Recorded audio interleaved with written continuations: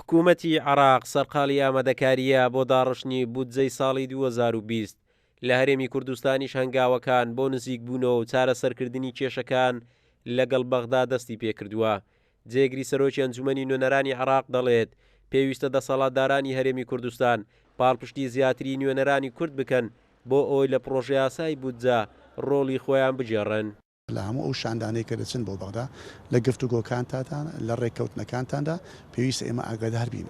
ئێمە بزانین ئەو شاندە کەی دەچێت بۆ بەغدا وە کە دێن بۆ بەغدا ئێمە ئاگادار بین لە بەغدا.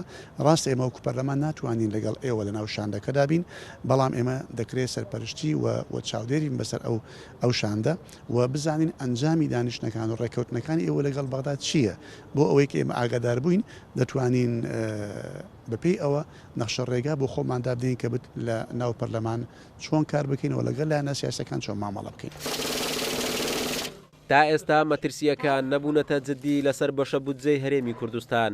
ئەندامێکی ئەنجومەنی نوێنەرانی عراق ڕای دەگەێنێت ئومێدمان زۆرە لە پرۆژە یاسای بودجەی ساڵی داهاتوو کورد داخوازیەکانی پارێزراو بێت.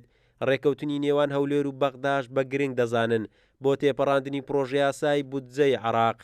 ڕۆڵی نوێنەرانی کورد گرنگە، تەمان ئێمەوەی بتوانین بۆ دیفاعکردن لە بەرژەوەندی خەڵکی کوردستان و لە پشکی هەرێمی کوردستان هەوڵ دەدەین، بەڵام دوجار پەیوەندە سیاسیەکانیش گرنگە، ئیتیفاقی سیاسیەکەش گرنگە و ئەو ئیتیفاقانەی کە لە نێوان هەرێم و بەغدا دەکرێت بە تایبەتی لە ماوەیەدا لەسەر مەلەفی نەوت کە ڕاستەوخۆ کاریگەری لەسەر مەلەفی بودجەش هەیە زۆر گرنگە.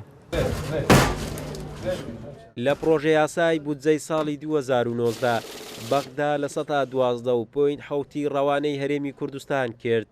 چاوەڕوان دەکرێت لە داهاتوویەکی نزیک وەفدێکی هەرێم سەردانی بەغدا بکات جیا لە پرسی بودجە کێشە هەڵواسراوەکانی تایبەت بە پرسی نەوت و ناوچە دابڕێنراوەکان و سەرژمێری گرنگترین تەوەری کۆبوونەوەکان بێت. قارەمان جەوهەر، کورسات نیوز، هەولێر.